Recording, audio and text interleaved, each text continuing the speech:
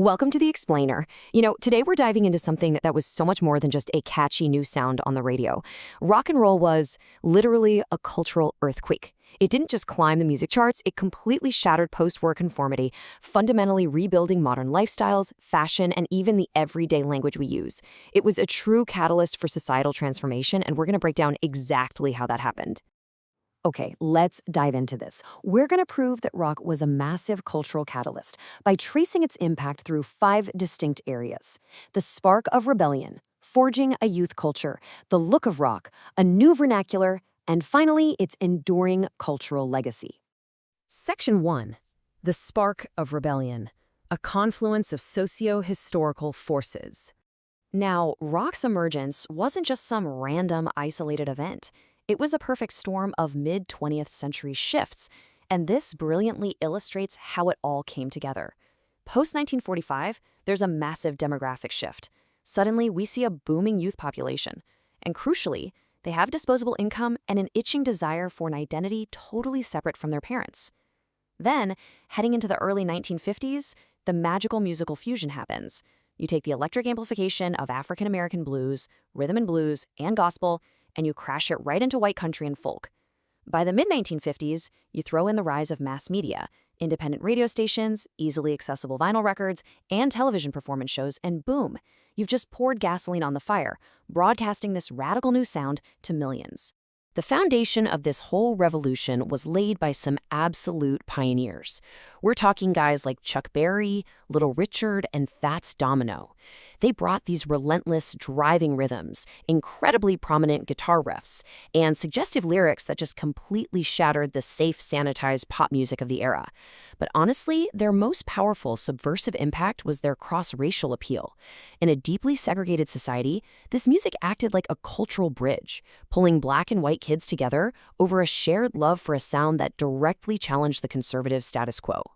But it wasn't just the notes on the page, right? It was the stories, the backstage stories of rock, those crazy, unvarnished tales of late-night recording sessions, flamboyant personalities, and the inherent risks of living that life. They added this massive layer of mythos and aspirational allure. I mean, think about Little Richard reportedly tossing his jewelry into the crowd, or studio sessions going until dawn, fueled by pure adrenaline.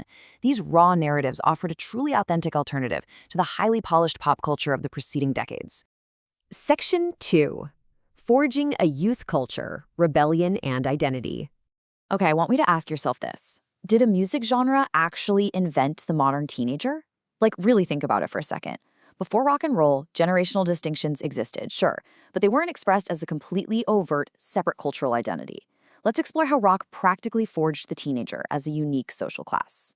It's a striking contrast. In the pre-rock era, life was basically defined by generational blending. Young people were just expected to dress and act like mini adults, fitting into rigid social hierarchies and seamlessly sliding into conservative 9-to-5 routines. But on the flip side, look at the rock rebellion. It brought fierce youth independence. It fractured society into distinct, vibrant subcultural identities. And it spawned totally spontaneous new social hubs. The local dance hall and the rowdy concert venue completely replaced stuffy, formal societal gatherings. Rock literally became the soundtrack to absolute autonomy. And the lyrics of those songs, they perfectly captured all that youthful angst, desire, and disillusionment in a way that had never been broadcast before. This loud, unapologetic rejection of authority and parental expectations birthed completely new subcultures. You had the working-class greasers revving their engines in the early days, and later on, the fiercely politically charged folk rockers. Every group had its own specific values and rituals, but they were absolutely united, totally energized by the rebellious spirit of rock music. Section 3. The look of rock. Fashion as a sonic mirror. So, look at your own wardrobe right now. Do you want a pair of durable denim jeans, a leather jacket, a basic casual t-shirt? It's kind of wild to think about, but how did a song change what we wear every single day? As you'll see, we can actually trace so much of our everyday casual fashion straight back to those early rock pioneers. Let's move to the evolutionary timeline and see how this builds across the decades. Step 1 is the working-class rebellion of the 1950s. This is that Marlon Brando style. Leather jackets and durable denim jeans. Unpretentious, raw, and tough.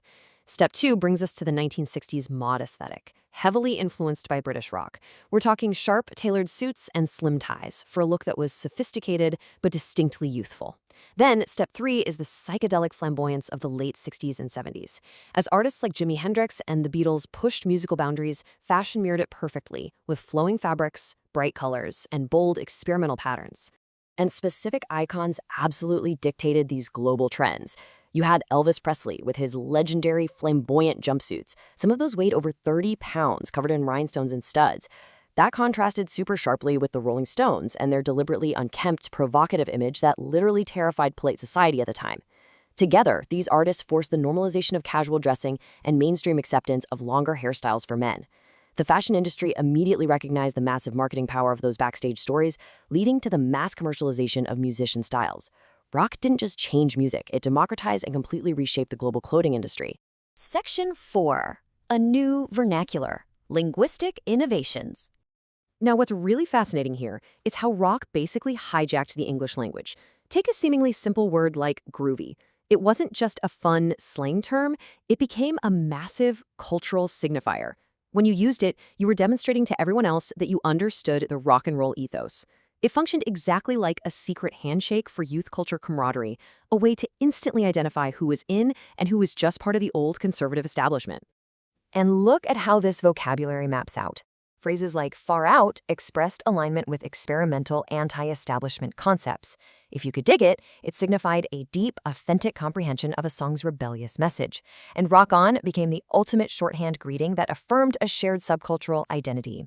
Rock lyrics were absolutely packed with double entendres and playful subversions that constantly pushed boundaries and ultimately liberalized public language across the entire globe.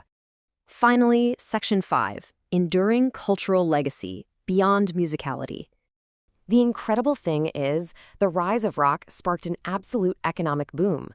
It empowered youth by forging a massive, dedicated consumer market catered entirely to their tastes.